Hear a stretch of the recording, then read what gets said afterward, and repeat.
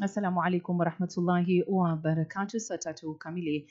Hujambo na karibu kwenye mukhtasari wa habari. Jina langu ni Ramla Abdi.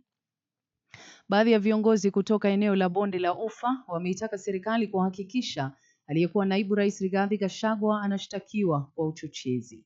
Wabunge hao walirejelea mahojiano ya hivi majuzi na wanahabari ambapo Gachagua alifananisha ghasia za baada ya uchaguzi wa mwaka 2007 sio kitu uchaguzi wa mwaka 2027 utafanywa kwa njia isiyo ya haki. Wakizungumza wakati wa ibada ya kanisa huko Kises, kaunti ya Uasin Gishu, viongozi hao walibaini kuwa Gachagua kwa nyakati tofauti amekuwa akiwagawanya Wakenya kwa misingi ya kikabila. Tukiachana na haya ni kuwa chama cha haki miliki ya muziki kumradhi nchini MCSK kimetaka viongozi wanaotaka kugomea kwa baadhi ya wanamuziki kutoka eneo la Mlima Kenya baada ya kufanya mkutano na naibu rais Kithure Kindiki. Haya yanajiri kufuatia wito wa aliyekuwa naibu rais Rigathi Gachagua kuwataka wasanii hao kuomba msamaha kwa jamii, la sivyo wazuiwe na kutofuatwa. Kulingana na MCSK, hawatavumilia hujuma yoyote ya kiuchumi inayolenga wanachama wake. Na mwanasiasa wa Tanzania Tundu Lissu amechaguliwa kuwa makamu mwenyekiti wa muungano wa vyama vya kidemokrasia duniani IDU.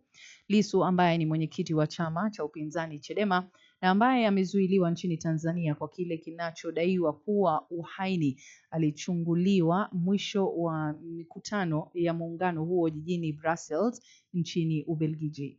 Chadema ilisema katika taarifa kwamba chama hicho kiliwakilisha kwenye mkutano huo na Deogratius Munishi ambaye ni katibu mkuu wa baraza la kitaifa la vijana la Chadema.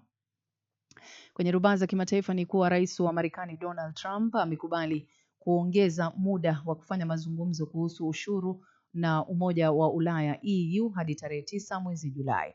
Hatua hii inajiri baada ya rais wa Tume ya Ulaya Ursula von der Leyen kusema kwamba alikuwa na mazungumzo mazuri na Trump kwa njia ya simu. Mwezi uliopita Trump alitangaza ushuru wa 20% kwa bidhaa nyingi kutoka EU, lakini baadaye akaipunguza kwa nusu hadi 10% hadi tarehe 8 mwezi Julai ili kutoa muda kwa ajili ya mazungumzo.